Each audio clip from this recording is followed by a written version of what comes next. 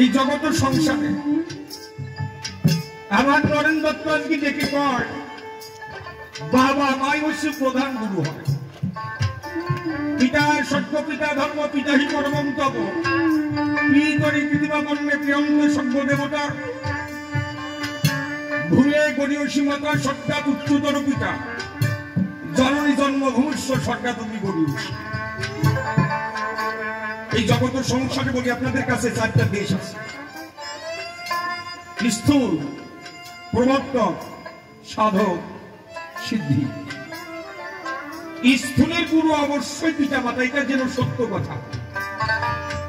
আপনাদের কাছে এই ধারণা যে সন্তান বাবা মার পুজো দেয় না সে যেন আমার কালী মন্দিরেও আসে না। সর্বপ্রথমে বাবা একজন ডিফেন্ডে দিতে হবে, সর্বপ্রথমে মায়ের চরণ পূজা করতে হয়, বাবার চরণ পুজো দিতে হয়, এরপরে বাবা মা কৃপা করে ওই সন্তানকে গুরুর চরণে তুলে দেন। এমন এমন বিষয় আছে আপনাদের কাছে দেই ধারণা যেগুলো বাবা মা কোনোদিন শিখায় না। যে ঘাটে গেলে মানুষ মারা যায়, কি কর্ম সাধিলে ওই ঘাট জয় হওয়া যায়, এইবার তো গুরু ছাড়া কেউ তোমাকে বলবে না। তাই এই জগৎ সংসারে আমি গানের মধ্যে ডেকে বললাম ওই এবারে গুরুর কাজ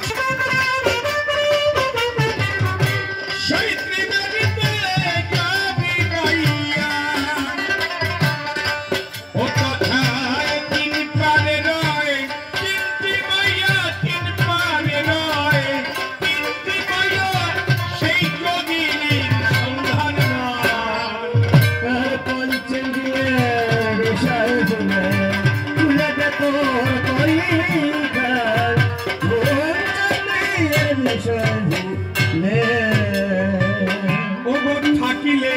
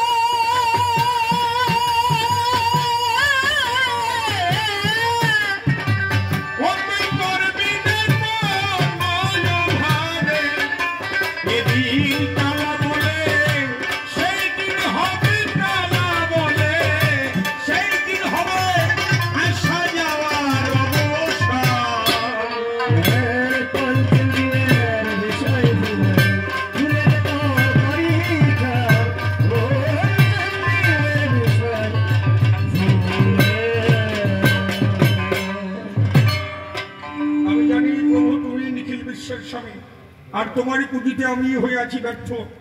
নাই মোর ভক্তি বল ক্রমেই হলেন দুর্বল, হারালেন পরমের পরমার্থ। দেবতা গন্ধর্ব আদি পাহাড় কিংবা জলধি করে তোমার ধ্যান, চন্দ্র সূর্য গ্রহ দলে সবই তোমার ইচ্ছাতে চলে, তুমি ব্রহ্মার ব্রহ্মজ্ঞান। কে আছে তোমার বর্ণে, বর্ণিতে হাত মানে বর্ণে, স্বর্ণে কর্ণে তোমার প্রীতি ধরে। গাছের পাতায় যত রেখা রেখা নয় সবই তো তোমার নাম লেখা, তুমি শুধু দেখার মতো আঁখি দিও। পরবন্দি পিতা মাতা যারা আমার জন্মদাতা, যাদের অশেষ কৃপা বলে এসেই ধরা পড়ে কবি কীর্তন গান করে ঘুরে মরি বলে বলে। পরবন্দি গুরুচরণের সঙ্গে থেকে জীবন মরণে যে চরণের পর দিয়েছি মম পাপদের ভার। উদয়ে তুমি কথা নিও সেই পার ঘাটাতে দেখা দিও, তোমার অধম সম্রাটকে করে নিও সেদিন ভব সিন্ধু। আচিন্তিত ভক্ত সৎ সকল চরণেই করি ধন্যবাদ। আপনাদের প্রেম সম্পদ যদি মাঠে পাই, আপনাদের আশিস নিয়ে মাঠে চলবো কবি কাব্যের পথে। এছাড়া আমার দেহেতে বিদ্যা বুদ্ধি জ্ঞান শক্তি কিছু মাত্র নাই। বন্দনাতে অল্প করে এবার যাব ভূমিকার ভিতরে, বিপক্ষের সরকারের সে আসনে। নরেন দত্ত নাম ধরিস আমাকে রামকৃষ্ণ পরমহংস সাজাইয়ে যায়। তা আপনাদের কাছে এই ধারণা আছেন যত সুবিধা, আমি কিন্তু রামকৃষ্ণ পরমহংস না। কবি গান করার পরে একটু অভিনয় করি রাজার শোনে, আমি একটু তার ভূমিকায় অভিনয় করতে চাই। আপনাদের কাছে এই ধারণা আছেন যত বিজ্ঞ দলে, কারো ভূমিকায় কেউ অভিনয় করতে গেলে তার সম্পর্কে কয়েকটি কিছু জ্ঞান তার থাকা উচিত হয়, কিন্তু আমার ভিতর তো সেই জ্ঞানও মেলে না। তারপরে কবি গানের নিয়েছি পায় না, একটু গান না করলে তো আর হয় না। আগেকার বাপ দাদা তো সরকার ছিল যারা এইভাবেই তো গান করে গেছে, তারা এটা তো কবিত্বের দ্বারা অন্তরে জেগেছে। ভাবো সেই কবিত্বের দ্বারা রক্ষা করার পরে দাঁড়িয়েছি ধর্মরাজার সরে, সম্রাট সরকার নামে দিয়ে ছেড়ে এখন আমি ঠাকুর রামকৃষ্ণের পরমহংসদেবের ভূমিকা দু একটা কথা বলার চেষ্টা করব। এইবার কে বলেছে আপনাদিকে ধার, ঈশ্বর বা আল্লাহ হচ্ছে নিরাকার, পরম ব্রহ্ম যিনি নিরাকারে থাকে তিনি। তবে হচ্ছে থাকে কোন জায়গায়? পরম ব্রহ্ম বা ঈশ্বর যত হয় সে থাকে নিরাকারে, তাই না? তা বলে আপনাদিকের কাছে সে যেখানে থাক ভালো থাক, আকারে থাকতে নিরাকারে থাক ভাই, সেটাকে দরকার নাই। কিন্তু সে যে নিরাকারে আসে এইটা তো প্রমাণ হয়েই গেছে। কি বলেন? সে যদি নিরাকারে থাকতে পারে, বসে শুনে নারী নড়ে, সেখানে আসতে তো সমস্যা কোন জায়গায়? সে তো নিরাকারে এক জায়গায় তো আসে। এবার বলি আপনাদিকে ধার, আচ্ছা কাকে বলা হয় নিরাকার? আপনাদের সঙ্গে আগে একটু আলোচনা করার বিষয় আছে। আজকে যে বিপক্ষে আমার গান গায় মানে সে তো নরেন দত্তের ভূমিকা, এটা দুইজন ভূমিকার কথা করছে। নরেন দত্ত সে হচ্ছে ভারতের মধ্যে বিএ পাস, যে গান গাচ্ছে নরেন দত্ত সে বিএ পাস, আর আমি তার জবাব দেব আমি কি পাস জানেন? রামকৃষ্ণ পরমহংসদেব বিএ পাস মানুষ যদি কাউকে প্রশ্ন করে তার জবাব দিতে হলে তার কি পাস করা লাগে? কম করে এনে পাস করা লাগবে না? আমি কি পাস জানেন? আমি যদি আর 9.5 ক্লাস পড়তে পারতাম তাহলে মেট্রিক পাস আমার হয়ে যেত।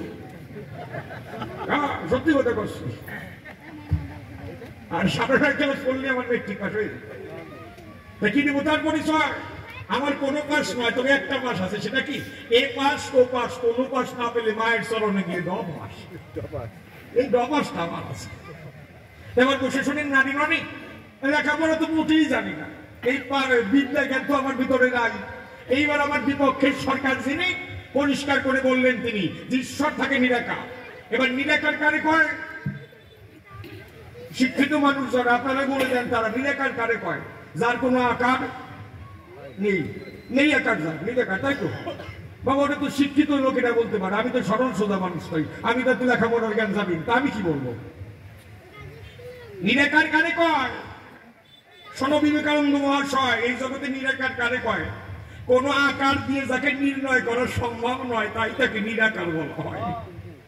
কোন আকারই যাকে দেওয়া যায় না তাই তাকে নিরাকার বলা হয়। তার একটা নিরঞ্জন, আদি প্রেমের মহাজন, কোন রঙে যাকে রঞ্জিত করতে পারে না কখন, তাই তার নাম হয় নিরঞ্জন। ব্যাসদেব যেজন ছিল ওই দেখবেন ভগবানের একটু রূপ বর্ণনা করলো ভাগবতের ভিতরে। ভাই কৃষ্ণকে একটু পীতম্বর শাড়ি পরিয়েছে, মাথায় একটু ময়ূর পাখা দিয়েছে, হাতে একটু বাঁশি দিয়েছে, কত সুন্দর করে পায়ের উপর দিয়েছে, সাজিয়েছে। এই সমস্ত সাজানোর পরে যখন বুঝতে পারে সে ধ্যানাতীত, জ্ঞানাতীত, রূপাতীত, সে রূপেরও অতীত বলে আপনাদের কাছাকাছি ব্যাসদেবের পর কলম ধরে ক্ষমা চায়, দেখে বলছে কেমন করে লিখলাম তোমায়, কথা নয় অসঙ্গত। পৃথিবীর আকাশটা যদি খাতা হতো, সমুদ্রের সমস্ত জল যদি কালি হতো, বৃক্ষগুলো যদি কলম হতো, তবু তোমার রূপ বর্ণনা করে শেষ করা যেত না। বলি তোমার কাছাকাছি, তোমাকে রূপ দিয়ে ছোট করে ফেলেছি, তাই তাই তোমার কাছে ক্ষমা ভিক্ষা। এই জন্য তাকে বলা হয় নিরঞ্জন। কি তোমাকে কি আছে দেখি?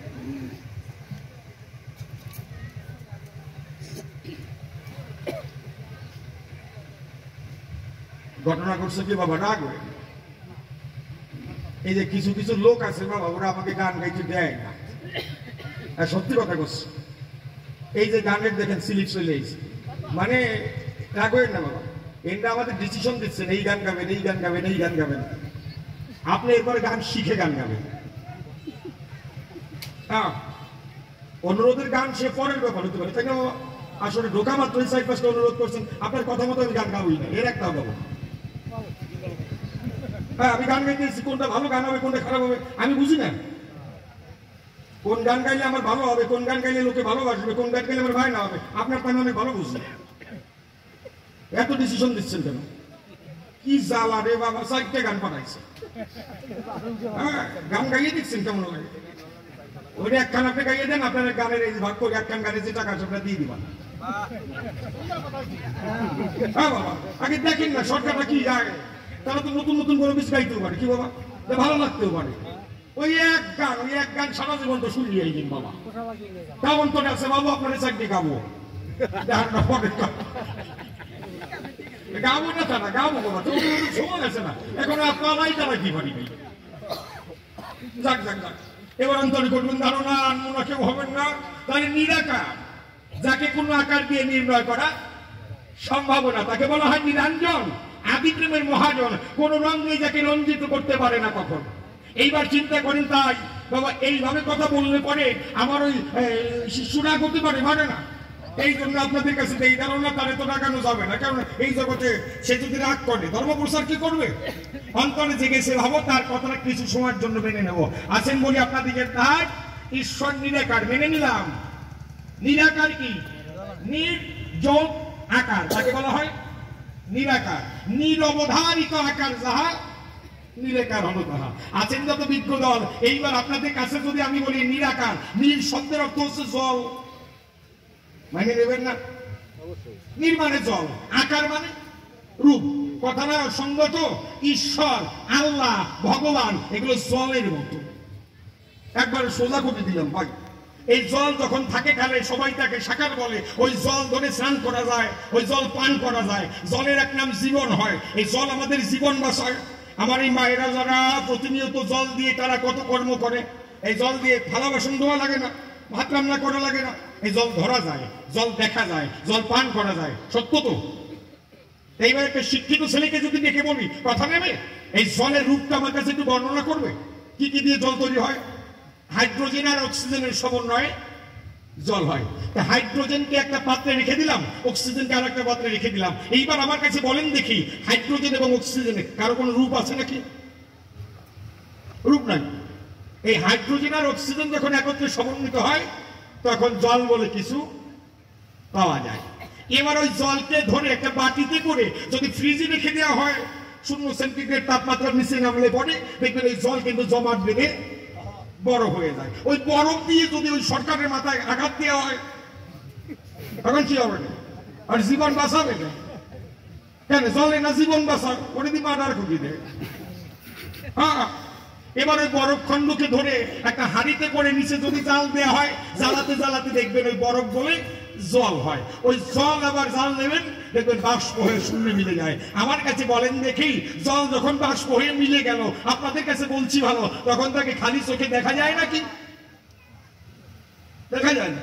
জলের যেমন 3 অবস্থা, কঠিন, তরল, বায়বীয় হয়, তদ্রূপ নিরাকার ব্রহ্মের 3 অবস্থা রয়। সেটা কি? জ্ঞান যোগ ভক্তি সাধনার বসে ব্রহ্ম, আত্মা, ভগবান ত্রিভেদ প্রকাশে। এই জগতে জ্ঞানী যারা নিরাকার বলে জলকে, ঈশ্বরকে সেবা করে তারা, পূজা করে তারা। কিন্তু আপনাদের কাছে এই ধারণা, সারা জীবন চোখের জলে নিরাকার বলে ভাবলে কোনোদিন ভগবান বা ঈশ্বরের কৃপা পাওয়া যায় না। এই নিরাকারের সাধনা কেমন আপনাদের কাছে বলছি কেমন। আমি কাগজে কলম দিয়ে লিখে দিলাম 1 মণ চিনি, 1 মণ চিনি। এই 1 মণ চিনি লিখে মনের সুখে আপনাকে দিয়ে বললাম, দাদা এই যে আপনাকে 1 মণ চিনি দিলাম, আপনি একটু চাটা দিয়ে দেখেন কতটা মিষ্টি লাগে, কতটা মিষ্টি লাগে। সত্যি কথা কন বাবা, কত মিষ্টি লাগে? মেলা মিষ্টি হয়েছে না? অনেক মিষ্টি হয়েছে। কেন মাথা জুলাচ্ছেন না কেন? চিনি কি আমি কম দিছি নাকি? 1 মণ চিনি দিছি, মিষ্টি লাগবে না? বাহ, আপনাদের কাছে এই ধারণা 1 মণ কেন, 1 কুইন্টাল চিনি খাতায় লিখে দিলে কলম দিয়ে, তাতে যেমন কোনো মিষ্টি লাগে না, তদ্রূপ খাতার ভিতরে, বইয়ের ভিতরে আল্লাহ ভগবানের নাম হাজার হাজার আছে, ওটা হাজার হাজার বার পড়লে তাতে কোনো মিষ্টি পাবেন না। একবার একটা সোজা কথা আপনাদের জানাই, আমি বলি আপনাদেরকে দাঁড় সম্রাট হয়ে বলছি, আমার বাবা ছিল গৌড় সরকার, কবি গান করতো। তো বাবা যখন কবি গান করে, এই কবির সরকার যারা, এরা তো পরের বাড়ি খান, বুঝলেন না? সত্যি কথা করছি।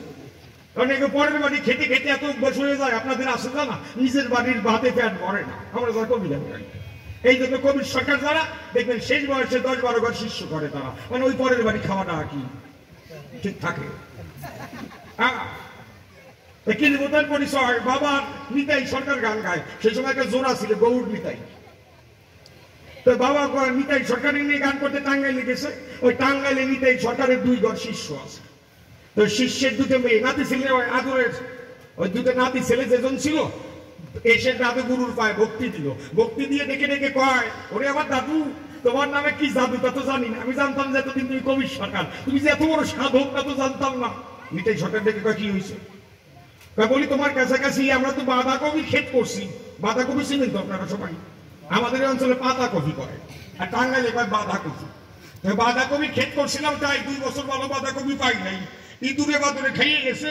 এই জন্য তোমার কাছে মানুষই করছি যে যদি ভালো 2 বাঁধাকপি হয়, 2টো বাঁধাকপি দেবো তোমার সেবায়। এই জন্য বলি তোমার কাছাকাছি এই যে বাঁধাকপি নিয়ে আইছি, একটা ওজন 5 থেকে 7 কেজি, 2টা বইয়ে মার বাড়ি নিয়ে যাবে। গুরুর পায়ে ভক্তি দিচ্ছে। নিতাই সরকার ডেকে বলে, তাই মানুষই করার আর জায়গা পাস নাই।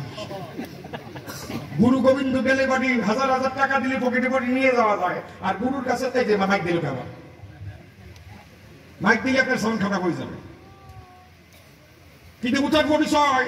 আর গুরুর বাড়ি গেলে যদি, শিষ্যের বাড়ি গেলে যদি দয়া করার ছড়া আর যদি বাঁধাকপি মানত করে, গুরুর বই নিয়ে যদি খবর হয়ে যায়। নিতাই সরকার ডেকে বলে, আমার মন হইল না রাজি, আমাদের অঞ্চলে 4,000 কেজি এই নিয়ে বাড়ি যাওয়া যায়। হারমোনি মাস্টার ডেকে কয়, এত বড় বাঁধাকপি তার উপরে তুলি পাওয়া যায় না।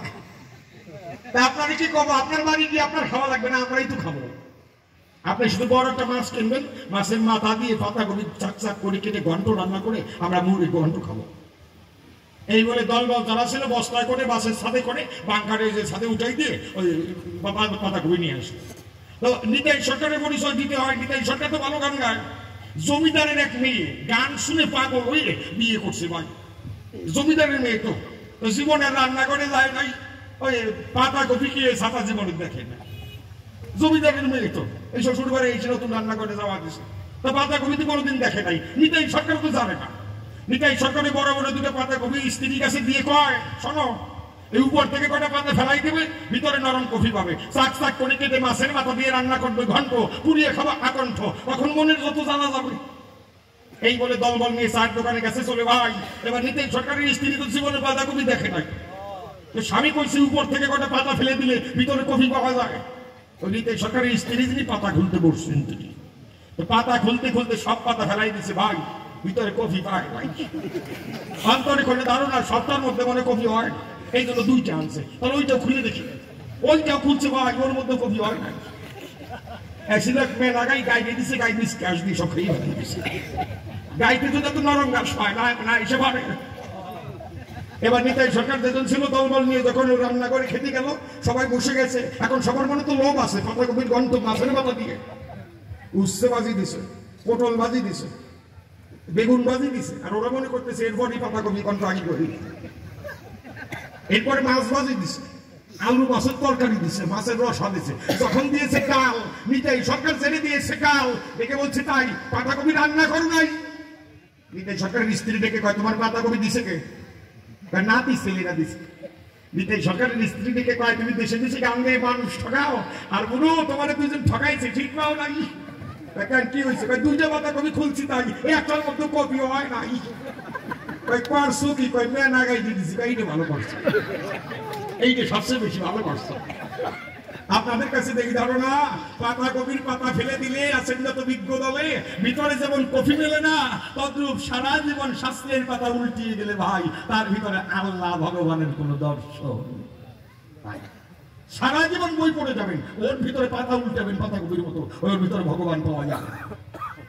জ্ঞানী যারা সারা জীবন অধ্যয়ন করে রত তারা ঈশ্বরের দর্শন পায় না, সারা শুধু পড়েই যায় পাতাকপির মতো।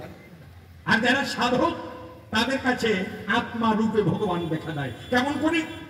এইবার বলে আপনার দিনের ধারে থাকেন, একটু ধৈর্য ধরে চিন্তা করেন। নারী নড়ে তাই দুই ভাই, এক ভাই থাকে গ্রামে আর এক ভাই থাকে ঢাকায়। হঠাৎ করে ছোট ভাই ছিল গ্রামে, ঢাকায় দাদার কাছে ফোন করলো, দাদা রে ও দাদা, তোর কাছে তো এই ধারণা বাবার শরীরটা বেশি ভালো না, ডাক্তার এসে বলে গেছে বাবা মনে হয় বেশি সময় থাকবে না। আমি বলি দাদা তোর পাশ, বাবাকে যদি দেখতে চাস কথা নিবি, তাড়াতাড়ি করে বাড়ি চলে আসবি। যে সন্তান যার ভিতরে আছে বিদ্যা জ্ঞান যদি শুনতে পারে, অসুস্থ অবস্থায় বাবা আছে বিছানায়, মৃত্যুর সঙ্গে পাঞ্জা করে, ওই সন্তানটা দূরে থাকতে পারে। ঢাকা থেকে গ্রামের বাড়ির দিকে রওনা দিয়েছে। তাই আপনারা জানেন যত নিরবধি, সেই সময় আমাদের পদ্মা নদী পার হতে 3-4 ঘন্টা ট্রলারে লেগে যেত। বরিশালে এসেছে আরো 2 ঘন্টা কেটে গেছে, এরপরে নিজের বাড়িতে এসেছে আর 1 ঘন্টা কেটে গেছে। পৌঁছেছে যখন বড় ভাই দেখতে পারে বাড়িতে কানায় কানায় লোক পূর্ণ হয়ে গেছে, কোনো লোক আসতে বাকি নাই, গ্রামের লোক যারা ভরে গেছে তারা। এইবার বড় ভাই বুঝতে পেরেছে, তাই তার মানে বাবা মনে হয় না। হাতে যে ব্যাগটা ছিল, ব্যাগটা পড়ে গেল, কি দিয়ে পরানখানা বাঁধে, মনে বাবা বাবা বলে কাঁদে। হঠাৎ করে চিন্তা করে, কত বড় হতভাগা বিচারে, বাবাকে সেই দেখাটা দেখতে পারলাম না, বাবাকে একটু জল খাওয়াতে পারলাম না, চোখের জল ঝরিয়ে কান্না করে অনুক্ষণ। এমন সময় ছোট ভাই দেখতে পারে দাদা এসেছে ফিরে, দৌড়ে গিয়ে দাদাকে জড়িয়ে ধরে করেছে কুণ্ঠন। যখন জোরে জোরে কান্না করে, বড় ভাই ডেকে বলছে, না ভাই কাঁদিস না, কাঁদিস না, কাঁদিস না, বাবা তো চিরদিন থাকে না, কাঁদিস না। বড় ভাই ছোট ভাই ডেকে বলছে, দাদা রে এত দেরি করে এলি তাই, তাকিয়ে দেখ বাবা আর নাই। ছোট ভাইকে দিতে হবে সান্ত্বনা, দাদার প্রাণে যন্ত্রণা, সেও তো আর কবে না। তবু ডেকে বলছে, ভাই কাঁদিস না, কাঁদিস না। আমি বলি, তোর কাছে কে বলেছে বাবা নাই? ওই তো বাবা শুয়ে আছে, বাবার হাত আছে, মুখ আছে, পা আছে, বুক আছে, যেমন বাবা তেমনই আছে। ভাই কি করে বললি বাবা নাই? এইবার যদি প্রশ্নটা করে আপনাদের কাছে, আসলে কি বাবা আছে? বাবা কি আছে? কোন বাবা নেই? বাবার তো সকল কিছু আছে। বাবার হাত আছে, মুখ আছে, পা আছে, বুক আছে, সকল কিছু আছে, তাই কে নেই? কোন বাবা নেই?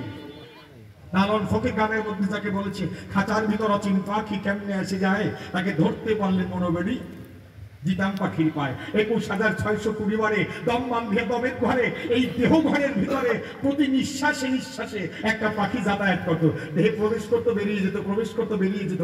একবার বেরিয়ে গেছে তাই ভিতরে আর আসতে পারে নাই, তার মানে খালি খাঁচা পড়ে আছে, আর বাবা নাই। এবার বসে শোনেন নারী মানে একবার যে নিজের ভিতরে নিজেকে চিনতে পারে, যার জন্য সক্রেটিস বলেছে নো দাই সেলফ। আগে নিজেকে জানো। সনাতন ধর্মে বলেছে আত্মানাং বৃদ্ধি, আগে তোমার আত্মতত্ত্ব জানো। ইসলাম শাস্ত্রে বলেছে মা নারাফা নাফসাহু ওয়া ফাকাদারাফা রাব্বাহু।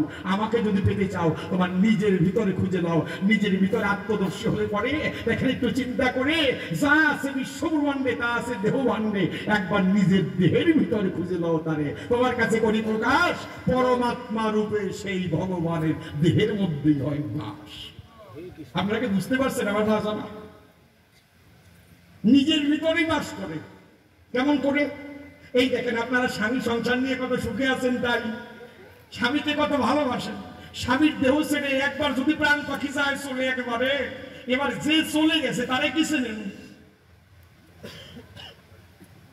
আপনাদের কাছে এই ধারণা ওই স্বামীর ভিতরে যে স্বামী আছে বলে আপনাদের কাছে তারে চেনলে বিশ্ব স্বামী চেনা যায়, আর বিশ্ব স্বামী বাইরে খুঁজতে যাওয়া লাগে না। আর একটু সোজা করে মায়েদের বুঝাই, আপনাদের কাছে প্রকাশ করি। আগেকার ওই ভারত থেকে ব্যবসা করতে আসতো না বাংলাদেশে মারোয়ারি, বাংলাদেশে মারোয়ারির ব্যবসা করতে আসতো। মুরব্বী যারা তারা ভালো জানে। তো ব্যবসা করতে আসলে পরে ওদের ব্রেন কিন্তু খুব ভালো। ওরা যদি কারো কাছে টাকা পেত, 1 বছর পরে এসে তার মুখ দেখলে তারা কিন্তু বলে দিতে পারতো কাছে টাকা পাই, এত ব্রেন। তো মারোয়ারি বাংলাদেশে আইছে ভাই, ভাই মারোয়ারিদের গুণগান করে তো লাভ নাই। আমরা বাঙালি, আমাদেরও তো কৃতিত্ব আছে। আমরা বাঙালিরা বিশ্বের যে জায়গায় যাই সবাই আমাকে ভয় পায়। আমরা বাঙালি, আমাকে সবাই ভয় পায়। ভয় পায় না? বিশ্বের মানুষ জানে যে 4-5 জন বাঙালি এক জায়গায় থাকলে ওরা একটা না গঠাই দিয়ে যাবে না। কি বলে? এটা গঠাই দিয়ে যাবে রে। কি দেবতার পরিচয়? ওই ভারতের মারোয়ারি যখন টাকা পয়সা নিয়ে আসছে বাংলায়, বাংলাদেশের এক চোর ওর দিকে ঠিক পাইছে, ওর কাছে টাকা পয়সা আছে। মারোয়ারি ওর চোখ দিকে ঠিক পাইছে, লোক ভালো না, দুজনে চিনে ফেলাইছে, বুঝলেন? এখন বারোয়ারি অন্তরে করে ধারণা ফাঁকা জায়গায় গেলে আমার টাকা নিয়ে যাবে, রাখতে পারবো না। তাই আজকে এক কাজ করে আজকে একটা হোটেলে কাটাই আগামীকালকে ব্যবসা করবো চোরচুরি। তো বলি আপনাদের কাছে যারা চুরি বিদ্যা করে তাদের কিন্তু বড় বড় জায়গায় হাত আছে।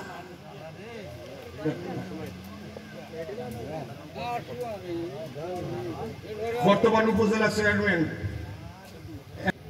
এখন ওই যে দুর্গা পূজায় ওই যে শালা বৌদের নিয়ে মাটি যদি খেলে না, মাটি হয়েছে মাখায় না, কাদা মাটি করে না।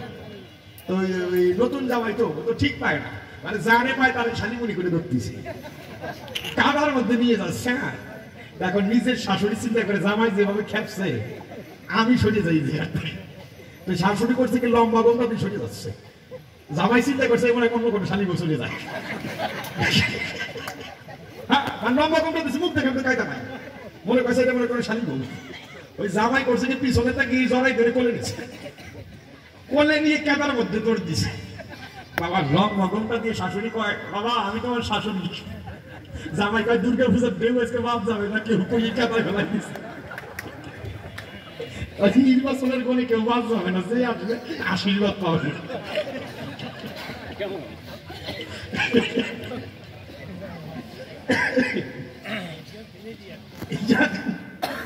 বসে শোনেন দাবি নড়ে বলি আপনার দিকের গোচরে যেখানে ছিলাম তাই ওখানে আবার যাই। ওই যে মারওয়ানি এলো বাংলাদেশে, এখন মনে মনে চিন্তা করে একটা হোটেলে কাটাই আজকে রাত, হয়তো টাকা পয়সা নিয়ে যাওয়া যাবে না।